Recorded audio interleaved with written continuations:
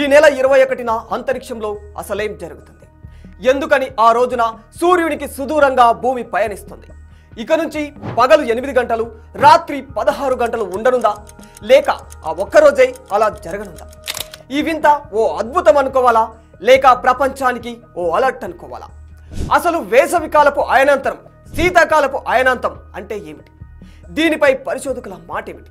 ఈ విషయాలన్నీ తెలియాలంటే ఈ వీడియోను ఎక్కడా స్కిప్ చేయకుండా చివరి వరకు పూర్తిగా చూడండి.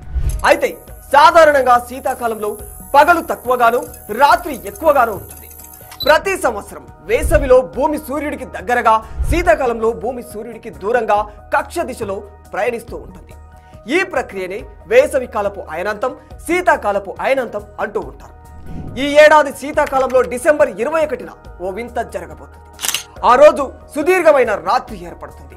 అవును, మీరు విన్నది అక్షరాల నిజం. ఏకంగా 16 గంటల పాటు రాత్రి సమయం ఉంటే, పగలు సమయం మాత్రం కేవలం 8 గంటలు మాత్రమే ఉంటుంది. ఇలా జరగడాన్ని శీతాకాల అయనాంతం అంటారు. దీనినే ఇంగ్లీష్లో అయితే వింటర్ సోల్స్టైస్ అని చెబుతూ ఉంటారు శాస్త్రవేత్తలు. శీతాకాలపు అయనాంతం ఏర్పడే రోజున భూమి సూర్యుడికి దూరంగా ఉంటుంది. ఆ రోజున భూమి ధ్రువం వద్ద 23.5 డిగ్రీల వంపులో ఉంటుంది. ఈ సహజ మార్పు కారణంగానే 2024 డిసెంబర్ 21న అత్యంత తక్కువ సమయం పగలు ఉంటుంది. దీంతో సూర్యకాంతి 8 గంటలు, చంద్రుడి కాంతి 16 గంటలు వరకు ఉంటుంది. భూమి తన కక్షం వైపు తిరిగే సమయంలో దక్షిణ అర్ధగోళంలో భూమి సూర్యుడి మధ్య దూరం చాలా ఎక్కువగా ఉంటుంది. దీనినే భౌతిక శాస్త్ర పరిభాషలో చెప్పాలంటే ఆ రోజు భూమి సూర్యుడి మధ్య దూరం గరిష్టంగా ఉంటుంది. ఆ సమయంలో ఏర్పడే దానినే అయనాంతరం అంటారు.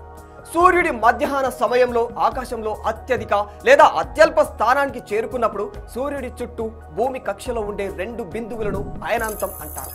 దీని ఫలితంగా సంవత్సరంలో పొడవైన రోజు వేసవి కాలపు అయనాంతం, అతి తక్కువ రోజు శీతాకాలపు అయనాంతం వస్తుంది.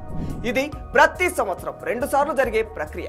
సంవత్సరం పొడవునా ఉత్తర లేదా దక్షిణ అర్ధగోళం సూర్యుని వైపు వంగి ఉంటుంది.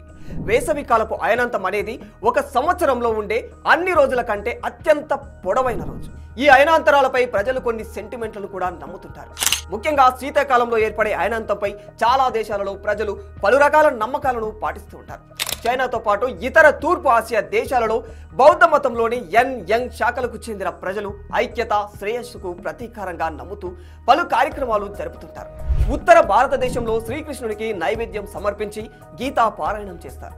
ఆంధ్ర, తెలంగాణ, రాజస్థాన్తో పాటు పలు ప్రాంతాల్లో పుష్యమాస పండుగను ఘనంగా జరుపుకుంటూ ఉంటారు ప్రజలు.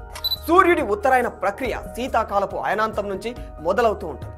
అందుకే మన దేశంలో దీనికి ప్రత్యేకమైన ప్రాముఖ్యత ఉంది. దీని గురించి ఎవరెన్ని మాట్లాడుకున్నా వాస్తవానికి భూభ్రమణంలో సూర్యుడు భూమి మధ్య దూరం ఏడాదిలో ఒక్కసారే పెరగడం, తగ్గడం జరుగుతూ ఉంటుంది. వేసవిలో సూర్యుడికి దగ్గరగాను, శీతాకాలంలో సూర్యుడికి దూరంగాను భ్రమణం జరుగుతూ ఉంటుంది.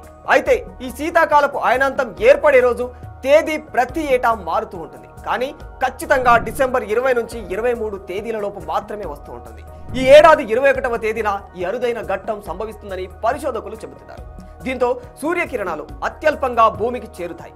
ఈ కారణంగా ఆ రోజు ఉష్ణోగ్రతలలో మార్పులు సంభవించి దేశవ్యాప్తంగా కనిష్ట ఉష్ణోగ్రతలు నమోదయ్యే అవకాశం